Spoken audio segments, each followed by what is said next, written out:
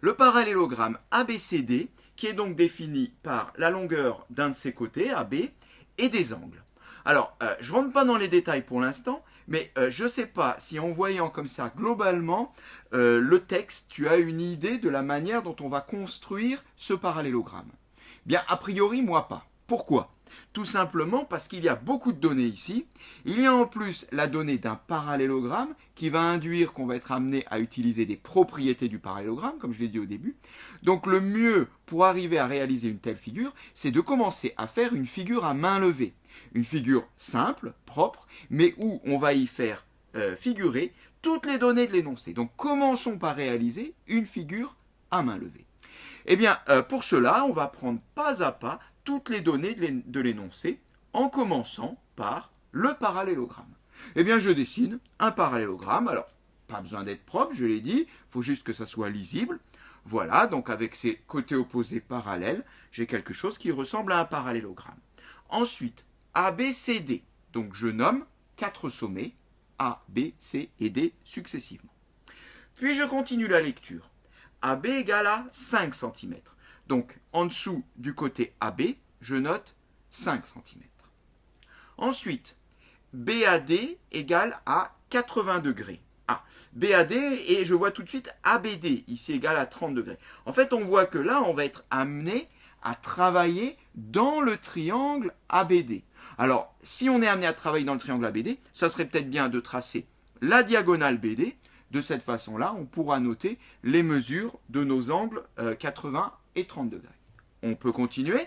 Donc, on peut donc maintenant marquer l'angle BAD égal à 80 degrés et également donc l'angle ABD qui est égal à 30 degrés, qui lui s'appuie, donc on le voit, sur la diagonale du parallélogramme. Voilà, ceci étant fait, on peut maintenant se débarrasser du texte et reproduire simplement cette figure en se souvenant quand même que ABCD est un parallélogramme, on en aura besoin, je l'ai dit. On commence donc tout naturellement par construire le segment AB, c'est la seule mesure dont on dispose sur cette figure, tout naturellement on trace AB. Tout de suite on peut noter les extrémités A et B, on va en avoir besoin dans la suite, et pour ne pas oublier la mesure de 5 cm. Bien ensuite, on n'a pas tellement le choix. On va travailler dans le triangle ABD, comme on l'a fait pour notre figure à main levée. Et je vais donc commencer par construire l'angle de 80 degrés en centrant le rapporteur en A.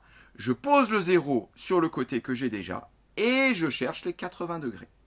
Eh bien, une petite marque au niveau des 80 degrés de mon rapporteur. Je n'ai plus ensuite qu'à tracer la demi-droite issue de A passant par cette petite marque. Vu que je ne connais pas encore la longueur de ce côté, pour l'instant je fais une demi-droite, on verra après. Eh bien, on va faire exactement la même chose, mais cette fois-ci centré en B, avec notre angle de 30 degrés. Donc pareil, on pose le rapporteur sur le sommet de l'angle, donc en B, on fait glisser jusqu'à obtenir le 0, on met le rapporteur dans le bon sens, puisque les flèches étaient orientées dans le mauvais sens, pour faire la lecture des 30 degrés dans le bon sens. Ça nous impose une lecture inversée des nombres sur le rapporteur, mais pas de problème, on trouve la marque des 30 degrés. Et ensuite, eh bien, on finit en traçant la deuxième demi-droite qui va intercepter la première demi-droite eh bien, au sommet D de notre parallélogramme. De cette façon-là, eh bien, on a construit déjà la première moitié du parallélogramme. On n'oublie pas de marquer les mesures d'angle. Bien, pour la suite, on peut le faire de différentes façons. On va utiliser une propriété du parallélogramme, on pourra en utiliser une autre. On va utiliser la propriété qui nous dit que les côtés opposés d'un parallélogramme sont parallèles. C'est même ce qui définit le parallélogramme. On va donc être amené à construire des côtés opposés parallèles, donc des droites parallèles. Lesquelles ? Eh bien, on va commencer déjà par construire une droite parallèle au côté AB. Je vais faire glisser mon équerre jusqu'à toucher eh bien, le sommet D. Pour cela, j'utilise mon instrument à parallèle qui est une règle et une équerre contre la règle. À partir de là, je fais glisser l'équerre et j'obtiens un réseau de droites parallèles. Je vais construire bien sûr celle qui m'intéresse, celle qui passe par le sommet D.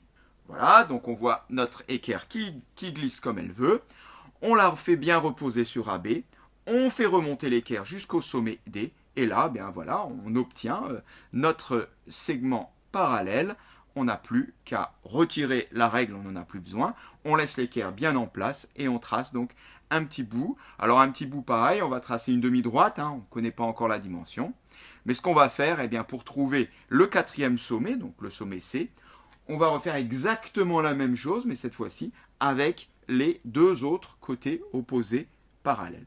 De la même manière, je vais donc poser mon équerre contre le côté AD. Alors bon, le point D n'est pas encore noté, mais tu le vois, c'est celui qui est en haut à gauche.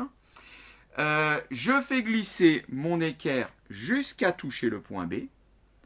Comme ça, j'ai bien ici, on le voit, tout un réseau de droites parallèles. Donc quand je suis en B, je m'arrête, je retire la règle. J'ai plus qu'à tracer le petit bout. Ce petit bout, bien c'est le côté opposé parallèle à AD. Bien voilà, je note donc les deux sommets qui me restaient à noter, C et D. Cette fois-ci, le parallélogramme est parfaitement construit